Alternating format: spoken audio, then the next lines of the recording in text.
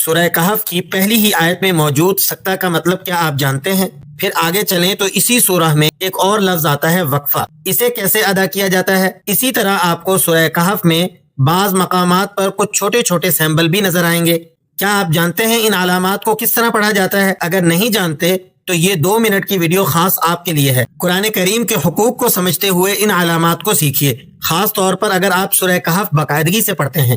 آئیے step by step تمام علامات کو سمجھتے ہیں۔ سورہ کہف آیت نمبر 1، یہاں جو سکتہ آپ کو نظر آ رہا ہے اس کا مطلب یہ ہے کہ یہاں سانس نہیں توڑنی، سانس جاری رہے گی، البتہ آواز کو تقریباً 1 سیکنڈ کے لیے بند کر دیا جائے گا، پھر اسی سانس کے ساتھ اگلا حصہ شروع کیا جائے گا۔ اسی کو کہتے ہیں سکتہ کرنا۔ یاد رکھیے، سانس نہیں ٹوٹتی، صرف آواز بند ہوتی ہے۔ سکتہ کلیئر ہو گیا؟ اب آگے چلتے ہیں۔ سورہ کہف آیت نمبر 48، یہاں آپ کو 2 چھوٹے سیمبل نظر آئیں گے، ایک ہے زا اور ایک ہے میم۔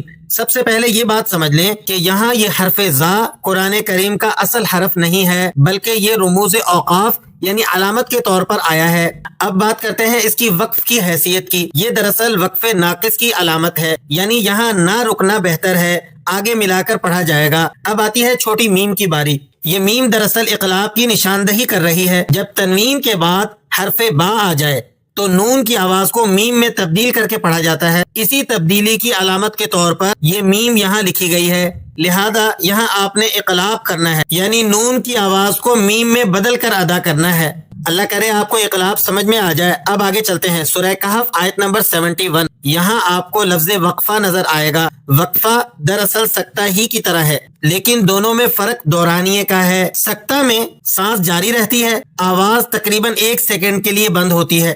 وقفہ میں سانس یہاں بھی نہیں ٹوٹتی، آواز بند کی جاتی ہے، لیکن سکتہ کے مقابلے میں وقفہ کی مدت تقریباً ڈبل ہوتی ہے، یعنی فرق صرف ٹائمنگ کا ہے۔ طریقہ دونوں کا تقریباً ایک جیسا ہے، سانس دونوں جگہ جاری رہتی ہے، توڑی نہیں جاتی۔ اللہ نے چاہا تو اب بات سمجھ میں آ جائے گی آپ کو۔ اس طرح سورہ کہف کے اندر موجود یہ اہم علامات سکتہ، وقفہ، وقف ناقص اور اقلاب اگر صحیح سمجھ لی جائیں تو تلاوت زیادہ درست اور خوبصورت ہو جاتی ہے۔